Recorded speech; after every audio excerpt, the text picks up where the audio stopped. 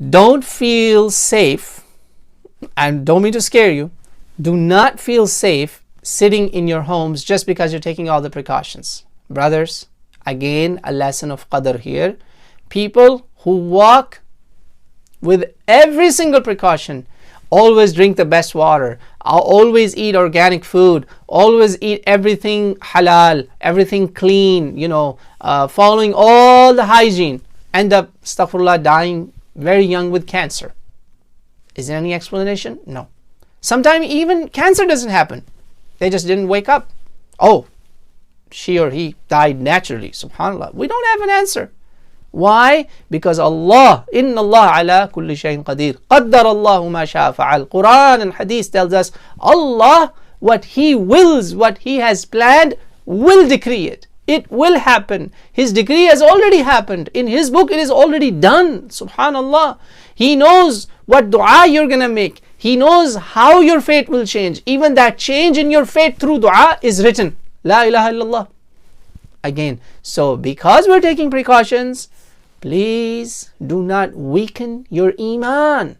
That I'm putting the sanitizers, I'm avoiding the social contact, I am doing everything and this and that, now I'm safe. No. Remember, Allah says, قُلْ لَن يُصِيبَنَا إِلَّا مَا كَتَبَ اللَّهُ لَنَا هُوَ مَوْلَانَا وَعَلَى اللَّهِ فَلْيَتَوَكَّلِ الْمُؤْمِنُونَ. This is the message of the Quran. No musibah will come unless Allah subhanahu wa ta'ala has willed it. And upon Allah mutawakkilun, trust. I want to recite before you what Yaqub alayhi salam told his children. Allah said it in His speech, in His kalam, in Surah Yusuf. That will give us the answer to all the precautions. He says, Ya bunayya, Surah Yusuf. Okay, story of Yusuf. Everybody knows where Surah Yusuf is in the Quran. Juz number 12 and 13 of the Quran. Ya bunayya la tadkhulu min babin wahidin wadkhulu min abwabin mutafarriqah. First advice. All of you boys, you are going to Egypt and there's a problem, there's a drought, there is a famine, it's emergency, you have seen a taste of it, that there was no shortage of food, but people's panic created a shortage. La ilaha illallah.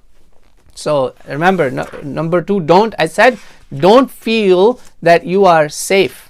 Absolutely, just because you have taken every precaution. So he says, Ya bunayya la tadkhulu min babin wahidin wadkhulu min abwabin mutafarriqah. My sons, I don't want all of you to enter from same door. It's like a father who has 10, 11 sons, and he's sending them to, let's say, Egypt now, or to Wuhan.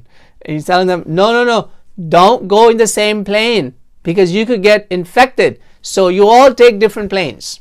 Subhanallah. In our modern times, it would look like that. So he says, but this is important. As soon as he says it, this is the statement of Iman, the next part of the statement. I'm trying to get you the ayah number, my brothers and sisters. He says, وَمَا أُغْنِي عَنْكُم مِّنَ اللَّهِ مِنْ شَيْءٍ. Alhamdulillah, I found the ayah for you. It's ayah number 67. So alhamdulillah, by the grace of Allah, I know the Quran by heart, but I don't know the ayah numbers. Okay, forgive me on that.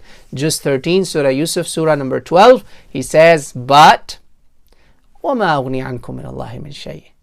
I cannot save you from the qadr of Allah, from the decision of Allah, from the will of Allah. What Allah has willed it will come to you. I can't, don't think that my planning will save you from a calamity, from an epidemic, from a plague, from a disaster, from getting you all killed. Astaghfirullah. My plan will not save you. Ya Allah, what a powerful statement, my brothers and sisters. This is the message we need to take, because in every calamity our iman is tested, and this test will prove it to us where really our iman stand. Now before this, if you thought you were absolutely safe, again I said, don't panic, but don't think you are safe because of your preparations. You are safe because Allah subhanahu wa ta'ala has saved you and I. If He wanted, it would have came to us by any means. I was in a plane 17 days ago. I could have easily contracted it. the odds of contracting it were too high. Okay, I touched two countries, subhanallah. I would have easily contracted it. But why did I survive? Because Allah subhanahu wa ta'ala did not decree it upon me yet. I still don't know. Subhanallah. And then he says that it's not over yet. Inil hukmu illa lillah. My brothers and sisters, the hukm, the decision is in the hands of Allah subhanahu wa ta'ala. Nobody can change that what Allah has willed. Alayhi tawakkaltu.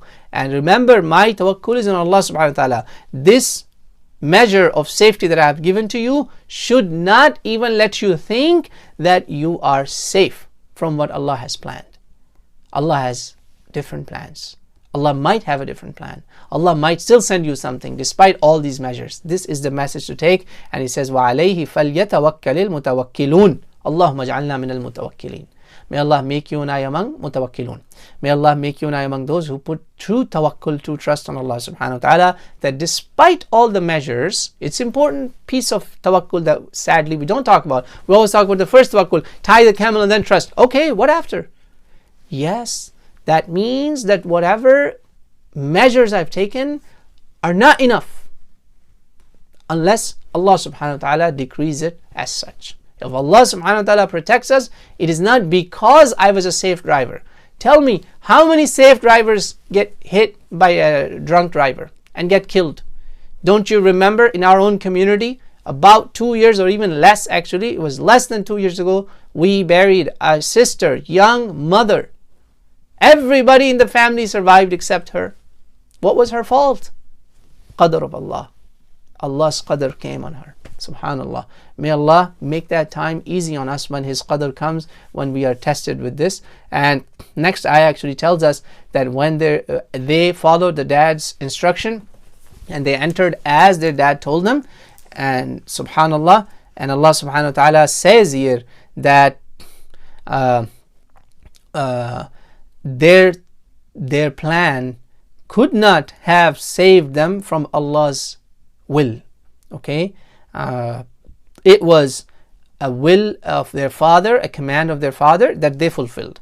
But that does not mean that it would have protected them, astaghfirullah, or saved them from the will of Allah. Nobody. That's why, masha'Allah, insha'Allah is very important that we Muslims say in different occasions whenever the time for both comes.